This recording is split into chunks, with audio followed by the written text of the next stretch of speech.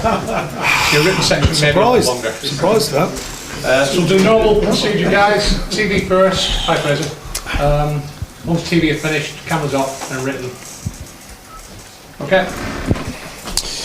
Sean, you well? Yeah, good. Good. First of all, in terms of the injury situation, what's the latest on Nick Pope? He's had the op. So far, pleasing news in the sense the specialist was happy with what he found and what's been done. Any sort of idea as to a timescale before he'll No, be not back? yet. He was just really pleased, and when he went in, it was as clean as he'd hoped for. Because obviously on a scan, it's not as clear as seeing it with your own eyes. So, so good news on that. And I haven't spoke to Pope yet today because he was still recovering, but I'll speak to him later. Does this game come too soon for Tom Heaton then, or is he likely to be? Probably. We'll make a judgment call on it. We'll have to wait and see. But you've got Anders Lindegaard there, obviously, experienced goalkeeper. Are you happy with your keeper situation in the sense that you've got those two that will probably be your first and second choice with Nick obviously out for a while? Or do you feel as if you might have to? It's something we're aware of, obviously, and we're always open-minded, to add to the group when we can, whatever department that's in. So that's an ongoing process, really. So if we think that there's something that would increase the competition levels within that department, then we'll look at it. So, that's, and partly with the market, we all know how tough the market is, and equally for goalkeepers, you need to get the right ones in. We don't really, or we attempt not to bring people in just for the sake of it. We bring people in who can affect the group, whether it's that department or any other, and or mature into the group and develop with us. You mentioned the market being tough. We're getting closer to the deadline, obviously. What are your thoughts? Are you concerned at all that you've not brought anything in really yet? I'm not concerned. I think that's a different word. I'm just familiar with what's going on. It's a never-ending story for us, really. It is broken record time. We're a wealthy club of sorts, but equally the club's in a shape where it continues to look after not just year one. And that makes it tough. The books have to balance. The finance has to be there to do deals, and it does limit the pool that you're looking in. And the numbers are just crazy. They're crazy for any player. It doesn't matter. You can ring for a championship player, you can ring for a Division 1 player, and the numbers are just enormous. So it's certainly a seller's market. We're into a few situations. We've had one come and go, which we thought was done deal. It wasn't. We got told it was, and it wasn't. We've got another couple of deals that are pending, and we think we've got a chance on. But there's no guarantees. We're not a club that can make it guaranteed, because we don't just add and just keep going and going and going until the number hits a number. We try and be fair with our market and what we try and do within it. Interesting first leg, obviously, against Aberdeen. Are you expecting something similar this time around at Turf Moor? I don't know. I mean, I suppose the away goal scenario means they've got to get something from the game. They've got to come out for the game. Will they build on a defensive base as in the first game and try and counter and play off the big man? They might do. Will they open up the pitch a bit more? They might do. We don't know. It'll be interesting to see. We're aware of what they've done against us. We're aware of what they've done in pre-season and how they're looking.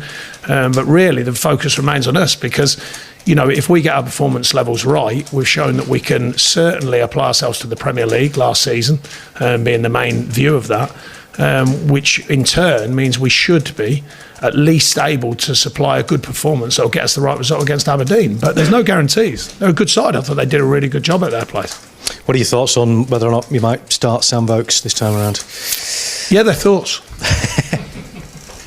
Nothing other than that. I suppose it's a nice thing to have, isn't it? To have that consideration as to whether or not to. Yeah, I think we've got a few now who, the good side about it is we're pushing sort of 4 90 minutes in the players, and that's a good place to be, fitness-wise. And with the Montpellier game, we had a diluted pack, so we're still carrying a few injuries, but that means the players that did play have got another 90 minutes in. So, at the moment, without the injuries, or with the injuries being considered, the rest of the players are they're actually fitter at an earlier stage of pre-season than they normally would be. Because by now we'd probably be looking at 90s. Maybe the Montpellier game would be for some players normally that would be their first 90, but they'll be hitting their fourth 90. So we're pleased with that as a collective view. But we have got some injuries within that, and of course we were hoping to have some bodies in the building earlier than what's happening at the moment. Where are you in terms of the other injuries at the moment? How are things looking? Well, Robbie's we're having to be careful with. He came off the other day, but a bit more common sense than anything. He had just a tiny niggle on his hamstring, so we're going to let that settle down, but nothing too major, and that sometimes happens when you've been out for a while. Stephen's been a bit delayed with a minor calf injury, so that's settling down. Tom's touch and go when he joins back in. They're the immediate three, and as I said, we obviously last year we did lose 2 players or recognise first team players in Dean Marnie and Scott Arfield, so we were hoping to have bodies in, and we haven't got that so far. Did Aberdeen surprise you in any way at Pittodrie? No, not really. We've done quite a lot of homework on them. We know they'd earned the right to finish second last season and done a good job within that, and the last 3 or 4 years done very well, probably 5 years actually, done very well. So there was no surprise. We certainly have always been aware of what we are. And we've never thought we're the real deal. We know we have to earn everything we get, and that includes playing against Aberdeen because they're a good side. So, no, I thought they gave a good account of themselves. Used the home feel well, I thought. The crowd and the way the crowd were up for it and that sort of thing. We want to make that a different feeling in our own stadium, of course. Would it be fair to say, though, that all of the pressure, if not the majority of the pressure, is with Burnley? Pressure in what sense? Expectation. Oh, no, well, that comes and goes. I'm not really bothered about that. I've never been too bothered about that. It's more our own expectation that counts. The outside expectation is always there for any club for whatever reasons they deem fit. Ours is about us. We have a big expectation on ourselves. Even though we haven't reinforced so far, this is a group of players who finished 7th in the Premier League on merit last year.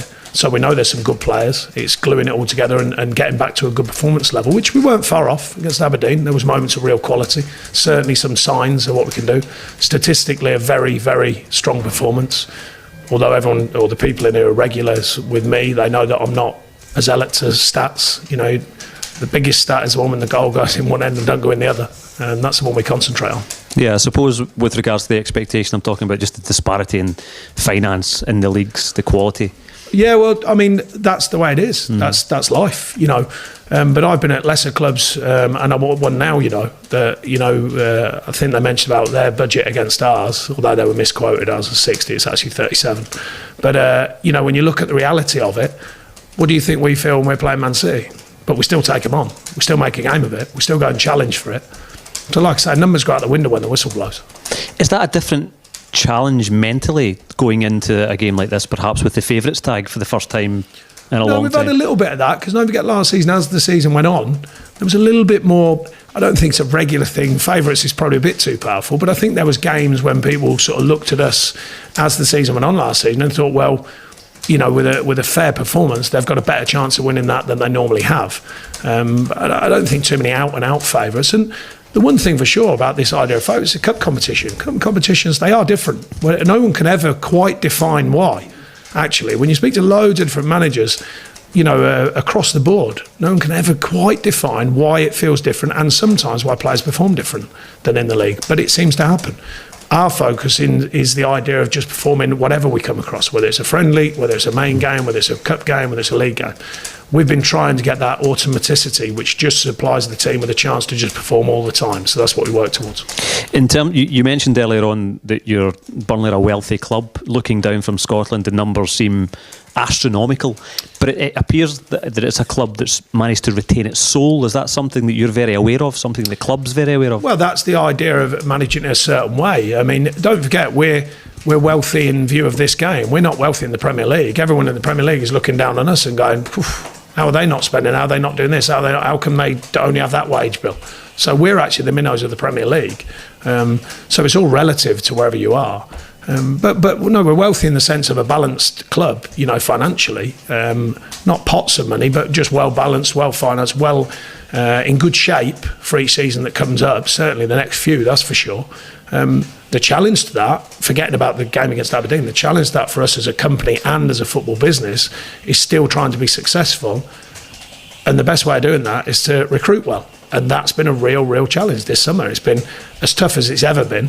Because the numbers are just through the roof and no one really cares about it. The business models of most clubs are out the window anyway, so it's just kind of like free for all. Good. What do you have for TV? Nervous. Wasn't as many hours Sunday. I think so too. What's going on? Burnley in Europa, yeah. We were. You're going to leave Fraser, yeah? Yeah, okay. Hi, Matt. You all right? First of all, recently signed a new contract. How does that feel? Yeah, very good, yeah. I loved it since I've joined, so happy to sign for another 3 years. Been here for quite a while. You've seen the club develop enormously. How exciting is it to be part of what looks like a really interesting project? It's very exciting. Like I said, since I've joined, I've enjoyed every minute of it. It's gone from strength to strength. We've improved year on year, and that's what we keep looking to move forward. Particular highlight, I guess, to be playing in Europe. Yeah, definitely. When I joined, probably wouldn't have thought it was going to happen.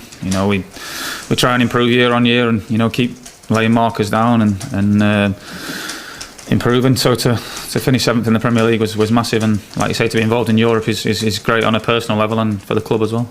Interesting first leg. Are you expecting something sort of similar at Turf Moor this time?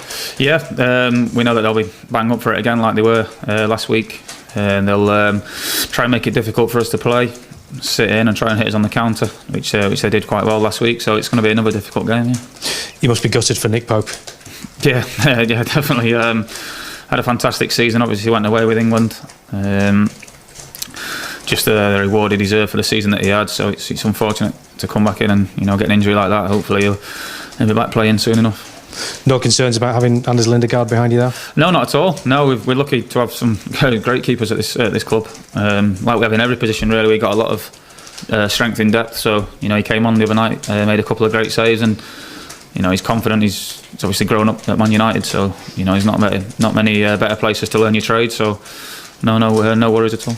And are you lucky as well in the sense that you've got Tom Heaton there waiting in the wings to take over as well when he's fully fit? Yeah, like I said, we got a lot of depth in the squad. So when everyone's fully fit, we've got whoever goes out there, it's going to be a tough team. What did you learn from Aberdeen in that first leg, do you think? Very what's the word? Very set up very well. Sorry, they made it hard for us to break them down. Probably like we've done to a lot of teams over the last few years as well. So we know they're going to come and do a similar sort of thing tomorrow night. So it's going to be a difficult game. Did they surprise you in any way? No, we were ready for it. I wouldn't say we were surprised, but they definitely, lived up to what we expected them to do. It was always going to be difficult. We were going up there under no illusions that we were going to have a tough tie, and it's going to be the same again tomorrow night. So hopefully we can come out on top. Would it be fair to say that all the pressure is on Burnley tomorrow night? I'm not sure. We're going into the game. We've got the away goal, so they've got to come out and they've got to score a goal. So going to our place, it's a tough place to come for any team, as we've proved over, certainly the last 3 years since I've been here. So I suppose similar pressures on both teams really to try and get through to the next leg. I suppose the point I'm making is because of the financial disparity, because of the gulf in quality in terms of the leagues, there's a greater expectation on Burnley, isn't there? Yeah, I think the expectation is growing on us all the time. Obviously, the last few seasons that we've had have built that, but that's what we play for. The expectations there for us to go out and to live up to it. Any more TVs, guys? Cameras off, folks.